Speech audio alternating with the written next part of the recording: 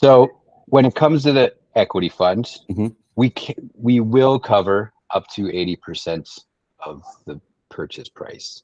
We could Under specific circumstances. under very specific circumstances. Yeah. So What are those specific circumstances?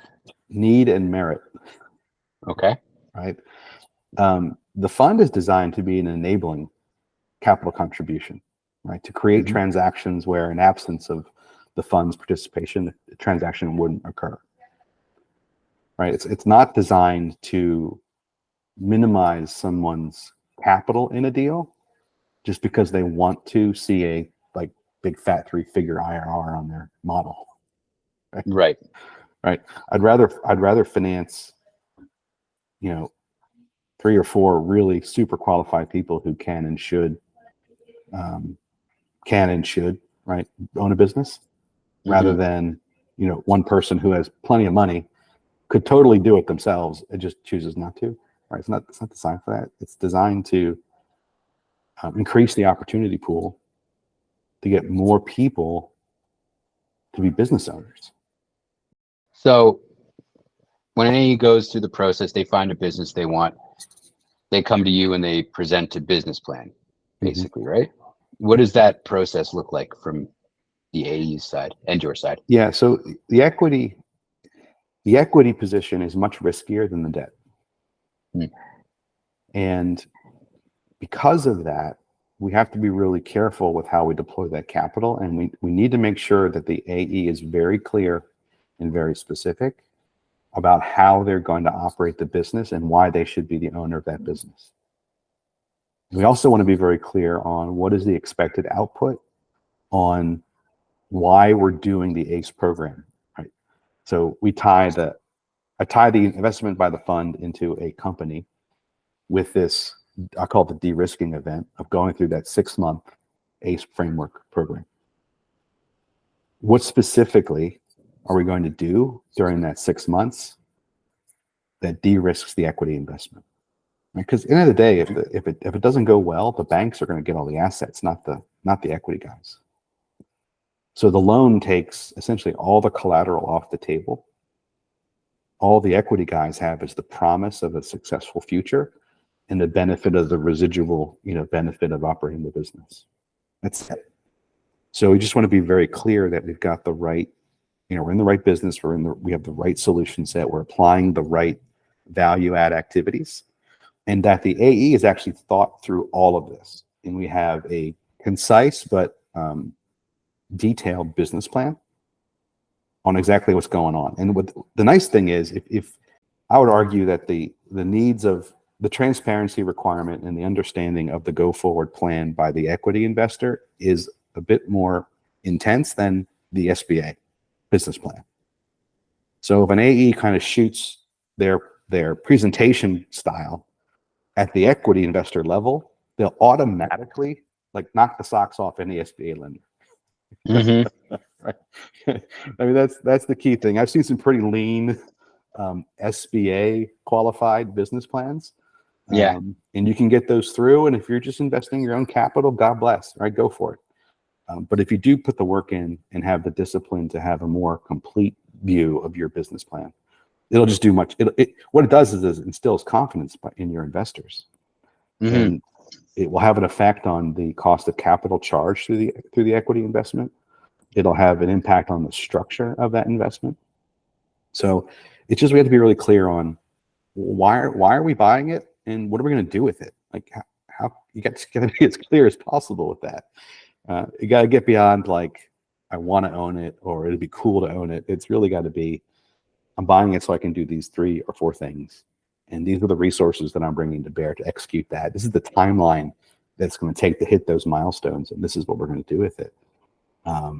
Describing things like, your niche, like why that company, what do they do that is unique that you're gonna capitalize on, right? Because there's lots of companies that do generally, what our target investments do, right? So what's the niche? Why is it different? Where is there, they call them competitive moats, right? What are the right? What's the strategy? Are you going to be a low cost provider and be obsessed about, removing costs from your cost of operation so you can get the most margin out of the lowest price possible? Or are you going to be highly differentiated? Like, you're going to provide a level of service, although expensive to provide internally, with high operating costs. Because your product is essentially the luxury version of whatever it is you're doing, your customers are willing to pay a lot more for it. So their willingness to pay is much higher. So you have very high margins. Right? So the common example would be, are you Walmart or Louis Vuitton? Mm-hmm. Right? Two very successful companies. The owners of both are amongst the wealthiest people in the world. And one is obsessed about low cost and one's obsessed about luxury. And they're both very successful only because they're creating excess margin in their two disciplines, two completely different ways, but they're really, really good at it. And that's what makes them successful. And, having some clarity in the strategy about what we're going to do with this thing we're about to buy. And I'll say we, because in these cases, right, the fund is an equity owner. Mm-hmm. Right? We're coming in, we're passive. We'll always be available on an advisory basis, but we're not taking a controlling position. And we're investing under the good faith and backing of what we believe is a highly qualified and motivated AE. And we are investing in the value of what the accelerator can help do and will do through the ACE framework.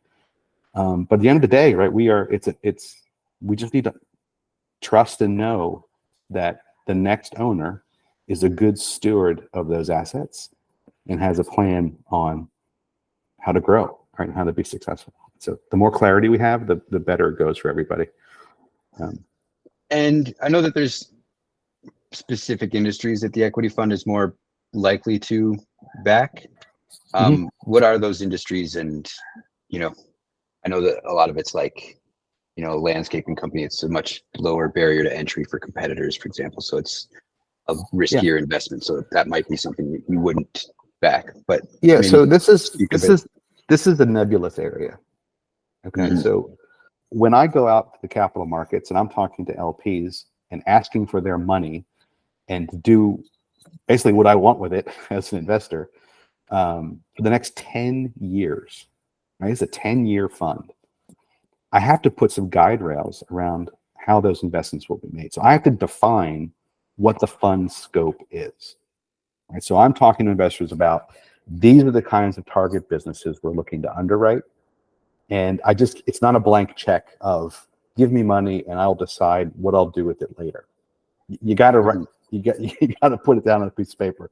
So the same discipline, right, that we're asking from the AEs to apply for an investment is in many ways reflected in what we at the fund level have to do when we're asking for the money from the capital markets. Mm-hmm. We have to be very clear with what we're going to do with the money. What is our plan? The fund is a business, right? I'm actually getting my investors into the fund so the fund can make investments in individual AE companies. And so that those questions of like, what are you going to do with it? What resources are you going to bring to bear? What experience do you have in investing capital? What is your track record? All these questions are the kinds of questions any investor would ask of their proposed investment, just like we ask those questions to our proposed investment. It's all the same. You have to justify the investment. Right, and we have to define it. So the definition that I talk about is, I talk about them as, high-skilled, trade-based home services businesses and niche U.S. manufacturing. Those are the two areas that I go to that have sort of been clearly defined. Now, within those definitions, there's room to move. And I think that's where things get a little bit nebulous and confusing. And I can appreciate that someone may want to have a list of companies that says, if I buy this, Acquira will invest here and this much. But that list doesn't exist. Never will. It's impossible to create a list like that. It's impossible. I mean, you have to really understand at the transaction level the merits of the transaction. So we have guide rails. So there are examples where, okay, the fund is not going to back digital currency. We don't do that. The fund isn't going to invest in a restaurant. Got it, right? We're not going to buy an aquarium. Okay, fine. Or an amusement park. Or toll road. But let's take your example. Would they buy a landscaper? And I'm like, what is that? Do you know how many businesses you can shove into the word landscaper? So if someone says, hey, would you buy a landscaping company? I'm thinking about a bunch of guys mowing. Right? And I go, okay, no skill set required, very low cost of entry, right? It's just basically it's a low cost labor model, highly competitive, very price sensitive, and I don't even know how you would grow something like that using all of the technology, skills, and resources that Acquira brings to bear through like an Ace framework type model. But someone might say, whoa, it's not really a landscaping company. This is a niche, landscape / architecture business that has these long-term contracts. There's no one in this $5 million metroplex that is anything close to what they're doing. Yada, yada, yada. These are all the differences. And so when you unpeel the onion, you realize potentially that under the landscaper, right, there could be a really compelling niche that does conform with the investment thesis of the fund. And we have the right AE and business match. We have a business plan that we really understand. There's a strategy behind it. We know exactly what we're going to do and why we're there in the first place. And all those things have been fleshed out. Then yeah, you've got a home services business with a pretty compelling investment thesis. So it's really, really hard when you start to get rid of the obvious exceptions. It's kind of like a donut, I guess you could say, right? You have the stuff that works. Like I want to buy an HVAC company in Phoenix. Okay, I got it. Right? And then you got the stuff you won't do, restaurants, Bitcoin, whatever that is.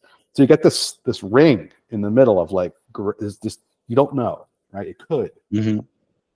What advice could we give to AEs, do you think, to help them refine their search as much as possible?